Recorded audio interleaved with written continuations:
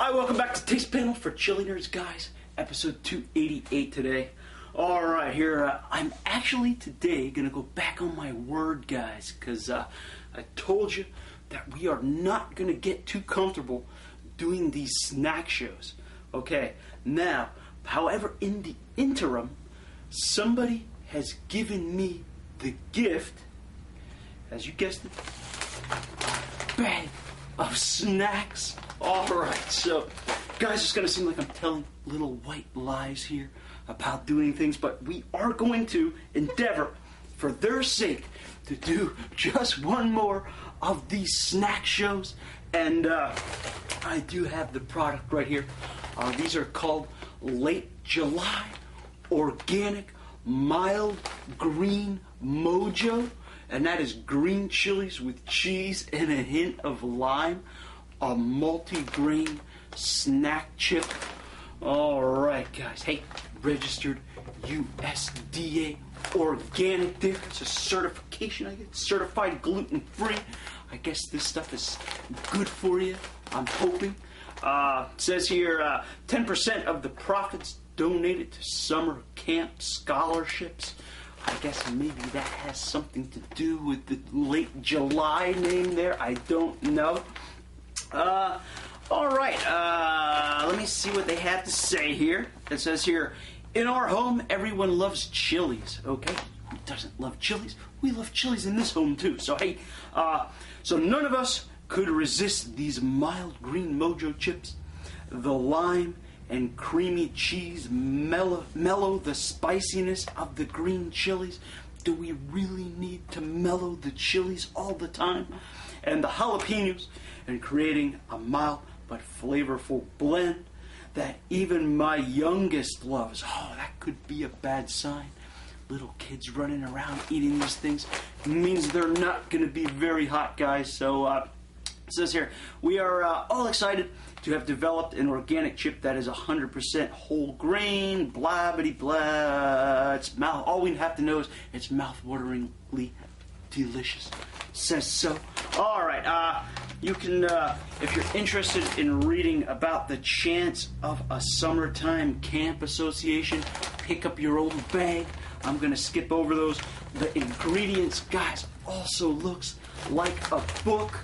I don't know that I'm going to run through all of this.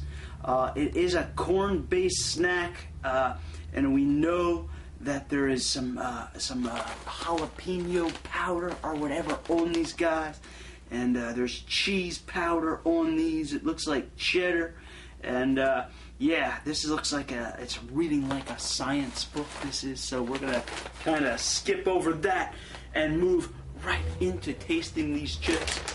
So hey, here we go. Let's open this up and see what treasures we find in this bag. Has a really nice glue seal. Really vacuum packed. I hear the hissing coming out of the bag as I'm opening it. So, alright, kind of, yeah, it kind of has a, kind of like almost like a whole wheat type of chip smell there. Kind of almost, yeah, it kind of has like I know it said corn there, but perhaps somewhere buried in that book there is mention of wheat. Kind of really has that multi-grain type of chip smell going on. Do smell an almost kind of like taco-like spice coming out of there, kind of like taco seasoning to some degree. Picking that up in the nose. Yeah, kind of smells like taco seasoning and salt. Kind of a salty aroma coming out of there. Guys, we'll look at one of these chips here. They sort of look like a Dorito chip. Sort of in that shape. Only these guys here seem to be consistent in form. They don't have any bends or curls in them that you sometimes find in Doritos. This here, though, hey, looking good. Looking really toasted and looking well covered in spice. So, without further ado, guys, another spicy snack show. Mild green Mojo chips.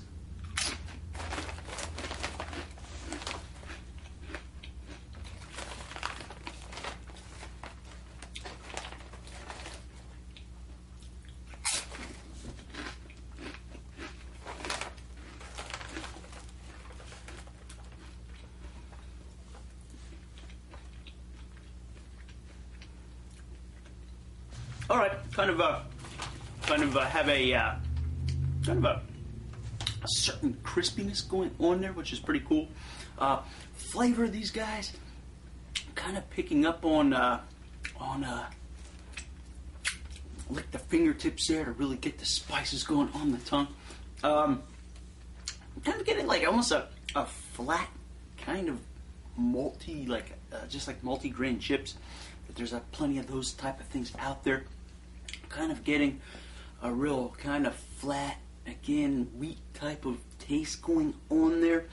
Corn, wheat, they are multi-grain, so it's kind of has that thing going on it. Spice blend is kind of on the mild side. That's a good word, I guess they selected. Licking the fingers there, picking up mainly salt. However, I am getting something tangy going on in there. That's perhaps the cheese powder on there that's kind of complementing that. It is possible, because jalapenos are a tangy pepper, that perhaps some of that is coming through. I don't know, because certainly no heat is coming through on these guys. The picture on the front of the bag makes it look like they're a lot more green looking than they really are. So I'll try one more here. This one here looks like it has pretty much seasoning on. If you're like me, whenever I do sit and snack on things like this, which is not the norm, looking at the chips, I always have the bad habit of turning the chip around and looking to see what side has the most spice on it, and that goes tongue down, of course, because more flavor will be picked up. So I don't know if you guys do that. It's a bad habit I have, or maybe it is a good habit I have. I don't know. But anyway, guys, yeah, these guys here, not really bursting with spicy flavor of any kind. I'm not really bursting with cheesy flavor. The actual grain notes of the chip are the dominant flavor going on with these guys. They definitely are not bad. I mean, they taste good if you're into that kind of thing. These might be for you.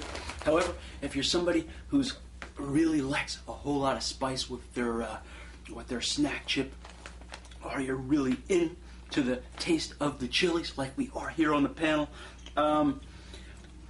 yeah, I don't know. Again, here it says a hint of lime going on too. Again, that could possibly be that like tangy note going on, which is more than likely a candidate for it anyway as anything else in the bag. So, I don't know. I mean, there might be, if you're going to sit down and snack and eat some of these like flavored chips, there might be other ones out there that have more flavor than these. But again, I guess these guys are trying to keep it healthy. So, if that's an issue in your diet, that might help you make the choice as well. So there you have it. Late July, mild green Mojo, green chilies with cheese and a hint of lime. So how about that? I want to set these guys aside for the minute. And hey, we're turning to movie time. All right, hey, check out this little box set of movies. I noticed that these type of box sets containing multiple DVDs are becoming pretty popular. This one here has only 10 movies. Some of them out there have 100. Some of them have 50. So depending on what set you get, all kinds of things covered. Horror movies, comedy movies, whatever. Look at these. You can pick up these sets, and these are usually a bargain stuff, either containing independent films or those that have fallen into public domain. This one here is called Bible Time Favorites, put out by St. Clair Vision, company itself, a secular company. This one here just featuring a random grouping of mainly old movies that deal something with the Bible, some of them good, some of them bad. However, what we're going to look at today is a short church-made film. We're in the decade of the 50s here. Guys, from 1953, I Beheld His Glory, being one of the features on here.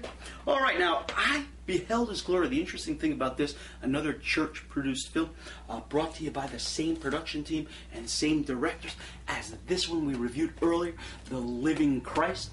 What's interesting about I Beheld His Glory is that it is sort of a sequel to The Living Christ, okay? It clocks in at only 53 minutes, and basically what it does, which is actually kind of interesting, there's a really minor character in The Living Christ, a Roman soldier named Cornelius, and you wouldn't even think of him after watching 6 hours of this, but however, they stepped him up to the main character in I Beheld His Glory, and it's basically a redemption story. It's viewing the events that happened in the living Christ through the eyes of Cornelius, the Roman soldier. All right, now Cornelius is stationed, or he's commanded to Jerusalem during the Passover festival, during Christ's last days. Okay, Christ has already come in and been declared king, and the Pharisees are afraid a riot's going to start. Cornelius is a commander. He's in charge of keeping order in Jerusalem during the festival. All right. In his time spent within Jerusalem, he runs into Thomas, the disciple. Thomas, played by the same actor again as in here, so everything is kept consistent with the characters of the Living Christ, featuring the same actors. Okay. However, what they do in this film is they pull a Roger Corman on us. So it's basically some new footage shot featuring Cornelius giving a narration of events as he sees them. However, the vast majority of the footage is reused footage of this movie here, The Living Christ. So in some respects, we're seeing the same movie twice, only in this one has some added scenes again to try to form a narration or another movie from existing footage here. Obviously, Robert Wilson, again, as Jesus in here, in exactly the same footage as we saw in The Living Christ. So basically, Cornelius, during his time spent there, witnesses the crucifixion, is present at the tomb scene when Jesus emerges from the tomb and becomes a believer, obviously through the power of the miracles he is witnessing. His point then is to come through Thomas. He is informed of a group of Jews who had believed in Jesus, kind of hiding out in the post-chaos of the crucifixion. They have not heard of Jesus' resurrection at this point. They're kind of hiding, grouping out, afraid of things. Initially afraid of Cornelius' approach as a Roman trap, thinking they're going to be persecuted. But Cornelius actually sits down with them, tells them the story of Jesus, tells them the story of his own faith. And again, he has befriended Thomas in the movie, and actually comes to faith in Christ, and lets the Jews there know that the Messiah has indeed come. So kind of again, we have a redemptive story here of a pagan Roman turning to Christ through the miracles he witnesses. If you're into such stories, it's good. I did enjoy it. I like a good redemptive story. However, The Living Christ, of course, being a much more important film. This film here kind of made cheaply in an attempt maybe to capitalize on the much bigger budget Living Christ. And again, same team kind of threw this one together, but it still makes a pretty cute story.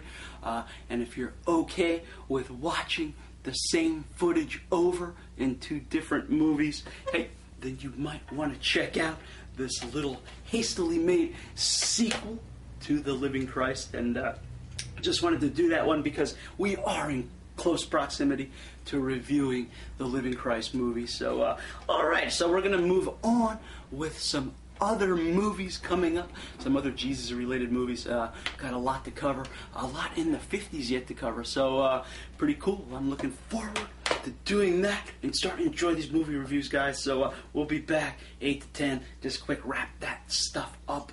I will see you then. Hi, welcome back to the panel. Back again with late July organic mild green Mojo multi-grain snack chips, green chilies with cheese and a hint of lime. Alright, hey, I don't know why I even came back with this. Hey, maybe to eat one more chip in front of you. Alright, hey, if you want to go healthy, you might want to choose these guys here over your average bag of Doritos. Total fat 7% here, saturated fat 2%. Everything else looking rather low on here, sodium and all. So hey, maybe a healthy alternative, but perhaps a bit of a less flavorful one as well. You gotta sacrifice something sometimes. So, alright, hopefully this will be our last snack show in a long, long time. So guys, hope you enjoyed it. We'll see you. Bye-bye.